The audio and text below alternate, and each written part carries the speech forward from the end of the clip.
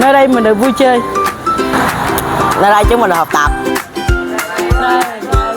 Nơi chúng mình được Play and praise.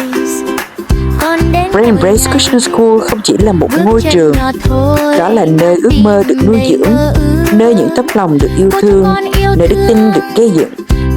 Đây là nơi mỗi học sinh được chuẩn bị để bước vào tương lai với sự tự tin, hy vọng và phước hạnh từ Đức Chúa Trời. Con học điều tốt lành, học tin vào điều sáng.